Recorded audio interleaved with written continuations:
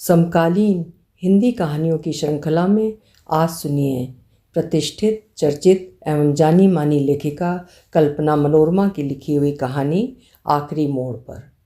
मेरी जुबानी। मैं हूँ सीमा सिंह। बेटी सुहानी जब कन्वेयर बेल्ट की ओर बढ़ने लगी, संजना ने कुशल संदेश पति को भेज दिया। बरसों बाद देश लौटने से माँ बेटी के मन पुलक से भरे थे। लगेज ट्रॉली ढकेलती हुई सुहानी टर्मिनल 3 से बाहर निकली। अपनी और अपनों की कद्र करने वाली माँ बेटी ने झुककर धरती को छुआ, मानो वे दोनों शहर में नहीं गुरुद्वारे में प्रवेश कर रही थीं। वहाँ खड़े लोगों ने उन्हें अजीब निगाहों से देखा। दोनों बिंदास खिलखिला पड़ी। मम्मा, आप पूछ रही थी लेने कौन आएगा? ताया जी आए हैं, सुहानी चहकते हुए बोली। गोविंद सिंह, पत्नी प्रकाश कौर, बहू मानवी और पोतियों के साथ आए दिखे। सबके चेहरे खुशी से खिल उठे। पास आकर संजना ने दुपट्टा सिर पर लेना चाहा। तू तो लंदन वाली हो गई, अब छोड़ परे स्याप पे। प्रकाश कौर ने दुपट्टा झटक दिया। गोविंद सिंह ने आगे बढ़कर सुहानी को गले लगा लिया। आजा मेरा शेर पुत्र, तुझे देखन नहीं ता आंखें तरस गईं। संजू, तुसी ता होर भी यंग हो गए हो। प्रकाश ने संजना को बाहों में कस लिया। मानवी ने संजना के पांव छुए। ऋचा, श्रुति दोनों बुआ से लिपट गईं। अपनों का इस तरह मिलना सुहानी को रोमांचित कर गया। गोविंद सिंह के साथ दूसरी कार लेकर घर का चाहकर चरण सिंह भी आया था। संजना चरण सिंह को बाबा जी कहती आ रही थी। माँ बेटी ने झुककर चरण सिंह को सत श्री अकाल बोला। चरण सिंह ने दोनों को आशीर्वाद दिया। जीउंदी रह पुत्र, गुरु भला करे। कौन किस दी गड्डी विच बैठेगा? गोविंद सिंह ने हंसते हुए पूछा। ए भी कोई पुछन वाली गल है, सारे संजू नाल जावेंगे? प्रकाश ने कहा। ड्राइविंग सीट पर गोविंद सिंह बैठ गए। बगल में सुहानी, पीछे प्रकाश कौर अपना कुनबा समेट कर बैठ गईं। सामान चरण सिंह गाड़ी में लेकर चला गया। बड़े भाग गड्डी के, अज तुहां नू लेके पूरी भर के चल ली है। गोविंद सिंह ने भावुक होकर सुहानी को देखा। सुहानी ने ताया के कंधे थपक दिए। ओए साहिल, तू क्यों नहीं आया? कम से कम दामाद जी और बेटा सुखार्थ को तो भेज देता। गोविंद सिंह ने भाई साहिल को फ़ोन लगा दिया। कुछ देर दोनों भाई ठहाके लगाते रहे, हंसते रहे। ताया जी क्या कह रहे हैं पापा? आप तो अकेले ही हंसते जा रहे हैं, मुझे भी बताओ, सुहानी ने मुस्कुराकर पूछा। पुत्र, ये दोनों भाई बड़े हंसोड़ हैंगे। प्रकाश ने पति और देवर पर स्नेह भरा तंज कसा। जेठ जिठानी के प्यार भरे स्वागत ने संजना को भावुक बना दिया। संजना वे दिन याद करने लगी जब वो नई नई ब्याह कर आई थी। प्रकाश कौर उसके बालों को नए नए ढंग से संवारा करती थी, कभी जूड़ा, कभी लाल परांदे की चोटी। संजना ने जेठानी को प्यार भरी नज़रों से देखा। प्रेम के अनुबंध और गाढ़े हो गए। संजना मन के सुगीतों में विगत को खोजती रही, सुहानी अपनी वाली दिल्ली को। हर चौराहे, गली, नुक्कड़ की शक्लें उसे बदली हुई लग रही थीं। सड़कों के ऊपर बिछी सड़कें, सीना ताने फ्लाईओवर, अजीब सा लग रहा था उसे। सुहानी कक्षा 7 के बाद लंदन चली गई थी। वो स्कूल वाली गलियां, चाट के ठेले अभी तक नहीं भूली थी। स्कूल, मित्र, टीचर की यादों में डूबी सुहानी को ताया जी का साथ अच्छा लग रहा था। अपने बचपन की शैतानियाँ और ताया जी का पक्ष लेना सब उसे याद आ रहा था। कुछ अंतराल के बाद गाड़ियां घर पहुंच गईं। चरण सिंह खुशी खुशी सामान अंदर ले जाने लगा। गोविंद सिंह की गाड़ी में प्रकाश कौर देवरानी को लेकर उतरी तो देखा पड़ोसी अपने पोर्च में निकलकर संजना को देख रहे थे। संजना ने भी सबको अभिवादन किया। कोठी के बाहर गुलमोहर झूम रहा था। हवा की अपनी सी अटखेलियों में पगड़ी पहने सरदारों के छोटे बच्चों को खेलता देख संजना का मन सेमल की रुई सा हो उठा। प्रकाश कौर के साथ संजना अपने आंगन में पहुंची। घर में वही खुशबू, दीवारों से झरता अपनापन, डोर पर सूखती पगड़ियाँ, आदम का शीशा, पीतल का गमला देख संजना ने अपनेपन की गुनगुनाहट महसूस की। मेरे ब्याह का गमला। हाँ संजना, विष्णु कांता भी तेरे माँ के हाथ की। माँ की निशानियाँ। हाँ, अब आओ चलें, चाय शाय पीते हैं, प्रकाश ने माँ बेटी से कहा। प्रकाश कौर संजना को अपनी लेडीज़ बैठकी में ले गई। संजना को जेठानी की सास सवार अच्छी लगी। उसकी नज़र फैमिली फ़ोटो फ्रेम पर चली गई। गोविंद सिंह, साहिल, बहन बेबी, माँ बाबूजी के साथ साथ बुआ सत्यवती दिख रही थीं। बुआ ने गोद में अपने बेटे को बिठाया था। लाल कुर्ते और पीली ओढ़नी में कौन है? नहीं जानती मैं, सुहानी ने माँ से पूछा। ये सत्यवती बुआ हैं। संजना ने इतना बोला ही था, प्रकाश ने उसका हाथ दबा दिया। जेठानी के चेहरे का रंग उड़ा देख संजना चुप हो गई। कुछ मिनटों तक कोई नहीं बोल सका। सुहानी जानने का प्रयास करती रही मगर जान नहीं सकी। संजना को थकान लग रही थी, उसने आराम करने की इच्छा जताई। प्रकाश ने उसका बेडरूम खोल दिया। बेड के साइड में साहिल की तस्वीर रखी थी। देखकर संजना को अच्छा लगा।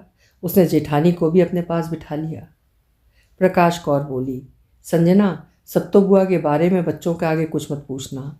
मैं नहीं चाहती कोई भी बच्चा अपनी माँ के प्रति इतना कठोर निकले। बच्चों के कान मोर के होते हैं और समझ कछुए सी, कुछ सुनेंगे कुछ गुनेंगे। अब अपनी बुआ की तो किस्मत ही खोटी निकली। वृद्धाश्रम में सांसें पूरी कर रही हैं। तेरे वीर जी लंगर खिलान वास्ते न जाने कैसे पहुंच गए वहाँ। यह भी रब दी मर्जी होगी। वृद्धों की पंक्ति में सिर झुकाए बुआ बैठी थी। वीर जी न जान पाते अगर बुआ की कलाई ढकी होती। कलाई से पहचान लिया? संजना अचंभित थी। हाँ, धर्मेंद्र छोटा था। दिवाली में पटाखा बम उसके हाथ में फट गया। उसे बचाने में आग बुआ की ओढ़नी से छू गई। जलती ओढ़नी उतार फेंकने में वो कलाई पर चिपक गई। इलाज ने घाव तो भर दिया मगर मेघ सा सफ़ेद निशान बुआ की कलाई पर छूट गया। कभी कभी हादसे जीवन खोने से बचा लेते हैं। अब समझी, साहिल वीर जी से काफ़ी समय से आश्रम के बारे में क्या बातें करते आ रहे हैं। उनकी बातों में अपनी बुआ हैं नहीं पता था। बुआ के हालात कैसे भी हों लेकिन उनका स्वाभिमान बरकरार है। लंगर के बाद तेरे जेठ ने उनसे मिलना चाहा, बुआ ने मना करवा दिया। कुछ मदद की खबर भिजवाई, उनकी ना आ गई। फिर उन्होंने आश्रम वालों से बेनाम मदद करने का आग्रह किया, वे लोग मान गए। तब से हर तीज त्यौहार पर तेरे वीर जी वहाँ जाते रहते हैं। बीमारी हारी का पता चलता है तो डॉक्टर का बंदोबस्त भी कराते हैं। धर्मेंद्र जी ने अपने घर में माँ सत्यवती संस्वाल लिखवाकर बुआ जी की तस्वीर पर चंदन की माला चढ़ा रखी है। संजना ने गहरे क्षोभ और भर्त्सना के साथ कहा, ऐसी औलाद किसी नू न दे बाबा। जेठानी ने माथा ठोक लिया। आप लोग बेबी बुआ की बातें कर रहे हैं ताई जी? सुहानी ने फिर आकर पूछ लिया। नहीं पुत्र, रब खैर करें। हम तो कुलदेवी की पूजा के वास्ते कब चलना है सोच रहे थे, बातें कर रहे थे। प्रकाश कौर ने बात बदलते हुए कहा। सुहानी ने माँ की ओर इशारा किया। कब चलना है? संजना ने अगला दिन ठीक रहेगा कहा। जेठानी ने भी वही बैठे बैठे कुनबे को फ़ोन पर बुलावा भेज दिया। रात में छोले भटूरे प्रकाश ने तैयार किए। सबने मन भर और पेट भर खाया। प्रकाश और संजना पोर्च में पड़े झूले पर बैठ बातों में फिर मशगूल हो गई। बहू बेटियों को सुलाने चली गई। मौका देख सुहानी गोविंद सिंह के पास चली गई। ताया जी आप सो गए हो? आ बैठ पुत्र, बता क्या बात है। ताया जी, मम्मा और ताई जी किसी सत्यवती बुआ की बात कर रही थी। मैंने पूछा तो बताया नहीं, आप बताओ ना प्लीज़। प्लीज़ ताया जी। सुहानी की बात सुनकर गोविंद सिंह उठकर बैठ गए। वे सुहानी को टालने लगे लेकिन वो पीछे पड़ गई। गोविंद सिंह को लगा बच्ची बड़ी हो गई है, वो समझ सकेगी। वे विस्तार से बताने लगे। ये बात तब की है जब हम लोग छोटे थे। सत्यवती बुआ को संस्वाल परिवार में ब्याह था। फूफा इकलौते बेटे थे। उनके माता पिता बुआ से एक औलाद जल्दी चाहते थे। देखने में बुआ हट्टी कट्टी सुंदर सरदारनी थीं। शादी के 7 वर्ष बीत चुके थे। बुआ को कोई औलाद नहीं हुई। बुआ ने किस्मत का लेखा समझकर स्वीकार लिया था मगर उनके सास ससुर बुआ का इलाज करवाने लगे। 10 साल बाद बुआ के घर धर्मेंद्र पैदा हुआ। संस्वाल परिवार में खुशियाँ मचल उठीं। हम सब बहुत खुश हुए थे। बहुत बड़ा मायरा लेकर गए थे बुआ के घर। बेटे के स्नेह में फूफा ने दिन रात मेहनत की। खूब ज़मीनें खरीदी, कोठी बनवाई। बेटे ने जो कहा फूफा ने वही किया। धर्मेंद्र को विदेश पढ़ने भेजा। बड़ा मान करती थी बुआ उस पर। उसी बेटे ने बुआ के समर्पण को तहस नहस कर डाला। फूफा दुनिया से विदा हुए। रातों रात प्रॉपर्टी के साथ बुआ को भी ठिकाने लगाकर धर्मेंद्र लंदन भाग गया। ओहो, धर्मेंद्र ताया जी की माँ? सत्यवती बुआ उन्हीं की माँ हैं जो वृद्धाश्रम में अपनी ज़िंदगी पूरी कर रही हैं, गोविंद सिंह बोले। कहते हुए गोविंद सिंह कराह से उठे। अरे पुत्र, धर्मेंद्र ने जब इस कांड को अंजाम दिया, किसी को कानो कान पता ही नहीं चला। बुआ के पड़ोसी अगर खबर ना पहुंचाते तो माजरा समझ ही नहीं पाते हम लोग। बापूजी के साथ हम दोनों भाई पुलिस थाना करते रहे, बुआ का सुराग नहीं मिल सका। बापूजी इसी गम में गुजर गए। सुहानी के विस्मय का ठिकाना न रहा। उसे अपना मन बैठता हुआ प्रतीत हो रहा था। धर्मेंद्र पर अनाप शनाप गुस्सा आ रही थी। ताया जी, मैं बुआ से मिलना चाहूँगी, मुझे वहाँ ले चलो ना प्लीज़। कुछ देर सोचकर सुहानी बोली, ना जी ना पुत्र, ये गलत बात है, ऐसा कुछ नहीं कहा था तूने। प्लीज़ ताया जी, आपको मेरी कसम। गोविंद सिंह असमंजस में पड़ गए। वे निर्णय नहीं कर पा रहे थे। तभी प्रकाश कौर वहाँ आ पहुँची। क्या बातें चल रही हैं भाई? कुछ नहीं ताई जी, ताया जी किस्सा सुना रहे थे। पुत्र, कल तड़के मंदिर वास्ते निकलना है, अब चल सो जा। सुबह होते ही कुनबा जुट गया। हंसते बोलते सबने मंदिर पहुंचकर विधि विधान से पूजा संपन्न की। चाचियाँ ताइयों ने दूधो नहाओ पूतो फलों का आशीर्वाद दिया। सब कुछ के बीच भी सुहानी का ध्यान बुआ में ही लगा रहा। अब घर चलने की बारी थी। सुहानी ने माँ से कहा वो ताया के साथ बेबी बुआ से मिलकर घर आएगी। संजना भीड़ में थी, सो हाँ कर दी। सबकी गाड़ियाँ घर की ओर लौटीं।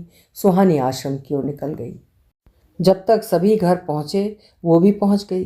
जेठानी ने रसोई संभाली। मानवी ने सबको विदा किया। मसालेदार कढ़ी, दम आलू, पुलाव के साथ फुलके बनकर तैयार हो गए। सभी ने भूख से ज़्यादा खाना खाया। दूसरे दिन शाम को चरण सिंह फार्म हाउस दिखाने ले गया। रास्ते पर खूब बातें हुई।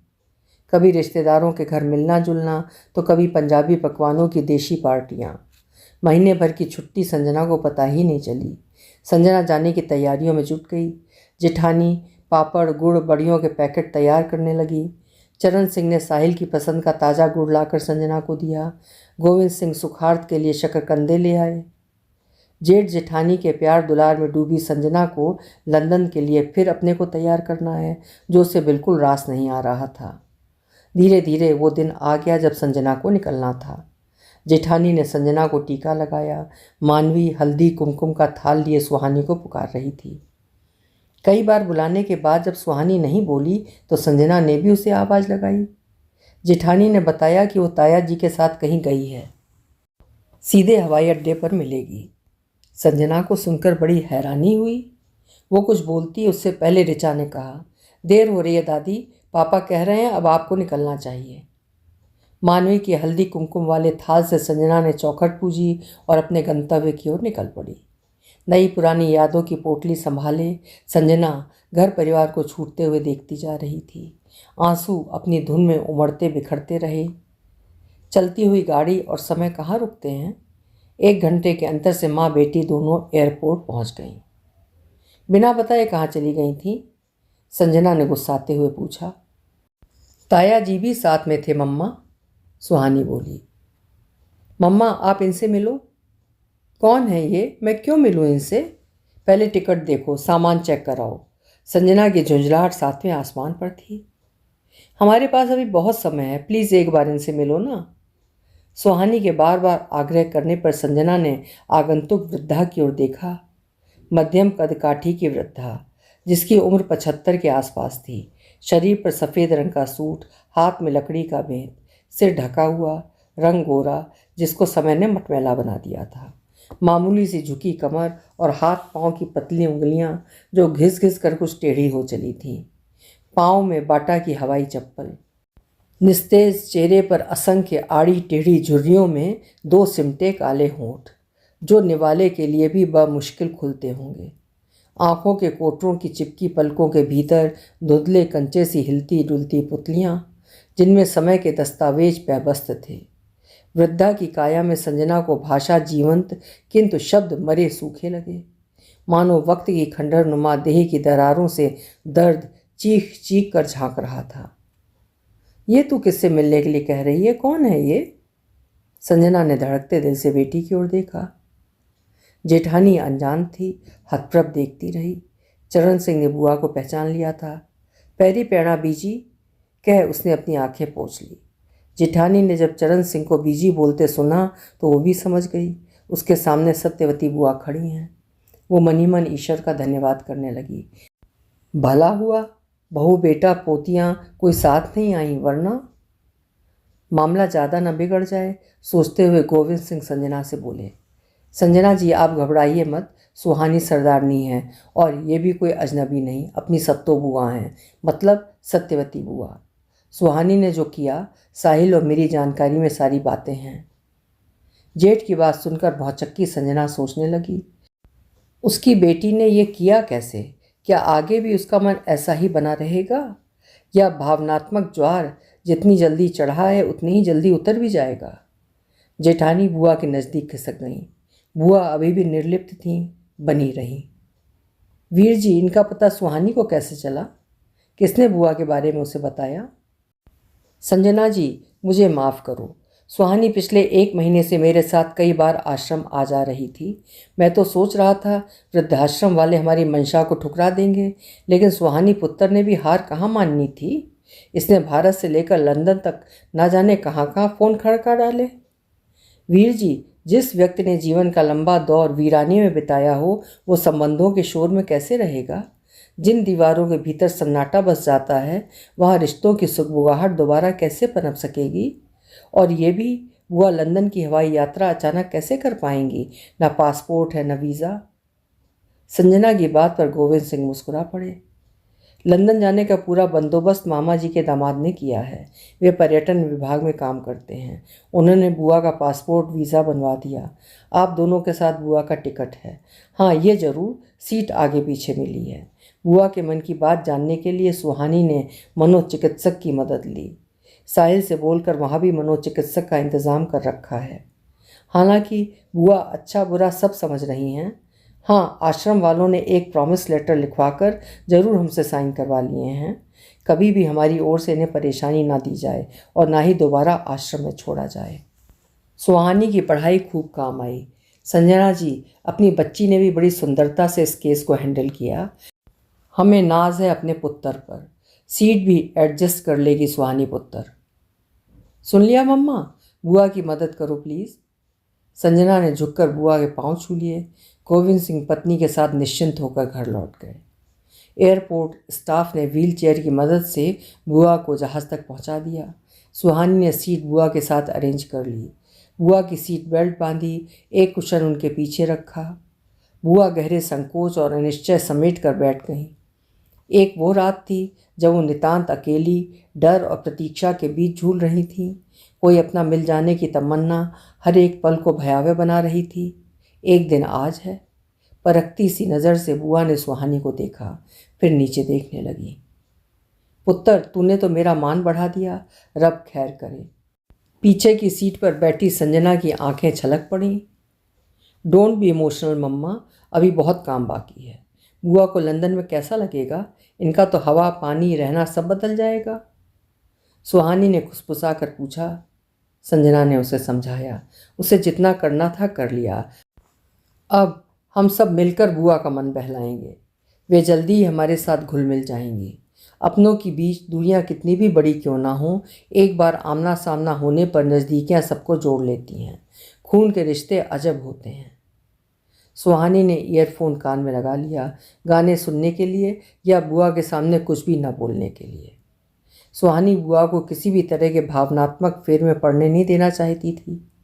संजना बदले हुए जीवन को सहेज नहीं पा रही थी। बार बार कल्पना में डूबकर भी वो यथार्थ की चट्टान पर आ बैठती। बुआ की नीरवता सुहानी को भिगो रही थी। उसे समझ नहीं आ रहा था बात कहाँ से शुरू करे। रास्ता चुप्पियों में बीत रहा था। हीथ्रो हवाई अड्डा पहुंचकर सुहानी ने साहिल को फ़ोन पर कहा, किसी को लेने आने की ज़रूरत नहीं पापा, वो जल्दी ही बुआ और माँ को लेकर घर पहुंच रही है। सत्यवती बुआ को कैब में बैठा दिया। ठंड से उनका बदन सिहर रहा था। सुहानी ने उन्हें मोटी शॉल ओढ़ा दी। संजना के साथ खुद भी एक लोई में दुबक कर बैठ गई। हजारों बरसात झेल चुके पत्थर की तरह बुआ अपने जीवन को देख रही थीं। उनके पाँव कहाँ तक ले जाएंगे उन्हें सोच रही थीं। टैक्सी में माँ बेटी बुआ से बातें करना चाहती थीं, पर कोई किसी से बोल नहीं सका। संजना के मन में आया भी कि वो बुआ से कुछ पूछे। अपनी कुछ कहे, मगर खाली मैदान सी चुप्पी वक्त पर हावी रही। मम्मा, हम लोग साउथ हॉल पहुंचने वाले हैं। पूरे 1 महीने बाद अपने परिवार से मिलने के लिए संजना भावुक और उतावली हो उठी। कैब रुकी। सुहानी का उत्साह देखने के काबिल था। उसने बुआ को बेत के साथ उतार लिया। संजना सामान निकाल ही पाई थी, पति और बच्चे आ गए। विस्फोटक दुखद अंतराल के बाद साहिल के आगे पिता की बहन खड़ी थी। सुहानी बारी बारी अपने पिता और बुआ दादी का चेहरा पढ़ने की कोशिश कर रही थी। दोनों के चेहरे की इबारत सघन और समय की मार से भद्दी हो चुकी थी, नहीं पढ़ सकी। साहिल की आंखें बरसने को हैं, पर थमी हैं, पहले अपनी बेटी की सहृदयता पर, दूसरी सत्तो बुआ को देखकर। उसके बचपन में कैसे धबर धबर बुआ उसे नहलाया करती थीं, खेतों से गन्ने ले आती थीं, कैसे भुनी शकरकंदों पर गोविंद वीर जी बुआ से लड़ मरते थे, कैसे हंसते हंसते बुआ हम दोनों को अपना हिस्सा लुटा देती थीं। कच्ची यादों की पक्की महक ने साहिल को जड़वत बना दिया, मगर आंखें आपाक हो बैठी। पापा, कुछ बोलो ना बुआ से। सुहानी की आवाज़ से साहिल की तंद्रा भंग हुई। वो बुआ के कदमों में झुक गया। सभी खुश थे। बुआ ने अपना हाथ साहिल की पीठ पर रखा तो उसकी हिलकी फूट पड़ी। बुआ ने दोनों हाथों से साहिल का चेहरा छुआ, आंसू पोंछे। सब घर की ओर बढ़ गए। भाई सुखार्थ बहन के डिसीजन को समझने का प्रयास कर रहा था। पापा, क्या इंतज़ाम है आगे? सुहानी बोली।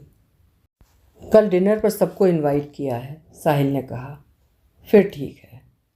बुआ की धुंधली आंखों में एक साथ कई कई अपनेपन के चित्र उभर थिर रहे थे। उन्हें समय की स्लेट पर अपने बचपन के दृश्य बनते बिगड़ते महसूस होते रहे। सुहानी के पति ने नाश्ते का इंतज़ाम कर रखा था। बुआ ने चाय के अलावा कुछ नहीं चखा। संजना ने उनके नहाने का बंदोबस्त किया। नहाने के बाद संजना ने बुआ को आराम करने के लिए कमरे में पहुंचा दिया। बिस्तर की नरमाहट थी या अपनेपन के बीच खुद के जीवन को पाकर सत्यवती बेचैनी महसूस करती रही थीं। आंखों के किनारे पानी रिसता रहा। वे खिड़की के बाहर आसमान पर उड़ते बादलों को देखती रहीं। सुहानी बुआ के लिए शॉपिंग करने निकल गई। दूसरे दिन साहिल ने भव्य आयोजन किया। कई पंजाबी परिवार के साथ ऑफिस मित्र भी आए। संजना के परिवार को सबसे ज़्यादा इंतज़ार बुआ के बेटे धर्मेंद्र का था। संजना ने बुआ को शरबती रंग का सूट और कत्थई शॉल ओढ़ा रखी थी। बुआ आराम कुर्सी पर बैठी थी। पिछले कई दिनों के बाद सुहानी को बुआ के चेहरे पर संवेदनाओं की एक झीनी परत महसूस हुई थी। बिजली की चकाचौंध के बीच डिनर से पहले विस्की, रम, कोल्ड ड्रिंक की बोतलें खुलीं। गार्लिक टोस्ट के साथ लाल पीले डिप और रोस्टेड ड्राई फ्रूट चखने का इंतज़ाम किया गया। मेहमान अपनी अपनी पसंद के ड्रिंक्स का लुत्फ़ उठा रहे थे। बुआ फायरप्लेस के पास आराम कुर्सी में बैठी चहल पहल देखकर भी गहरी शांति में डूबी थीं। आश्रम की खामोशियाँ उनके भीतर गहरी पैठ बनाए थीं। संजना जानबूझकर उनके आसपास रहते हुए इंतज़ाम देख रही थी। साहिल बेटे दामाद के साथ मेहमानों की आवभगत में लगा था। रात लगभग 9 बजे धर्मेंद्र अपने परिवार के साथ साहिल के घर पहुंचा। ओए साहिल दे बच्चे कित्थे खोत्या? धर्मेंद्र ने मचल कर कहा। ओ आओ जी, आओ पापे, तुहाड़ा ही इंतजार था। ले जानी वाकर फड़, अर्थात पकड़ साहिल। धर्मेंद्र मित्रों के साथ पैग पर पैग चढ़ाने लगा। पार्टी में बजता पंजाबी म्यूज़िक लोगों को दीवाना बना रहा था। देखते ही देखते भंगड़ा शुरू हो गया। झूमते हुए धर्मेंद्र की नज़र फायरप्लेस की ओर चली गई। उसकी नज़र जैसी गई वैसी लौट ना सकी। धर्मेंद्र की नशीली आंखों में भी माँ की छवि यथावत तैर गई। उसकी छाती धड़क उठी। हंसते खिलखिलाते लोगों के बीच वो ठिठका, फिर खुद को भूलने की कोशिश करने लगा। वो भूलने लगा कि रात के अंधेरे में वो अपनी माँ को कैसे एक अजनबी आश्रम के द्वार पर अभी आता हूँ कहकर कभी ना लौटने के लिए लंदन चला आया था।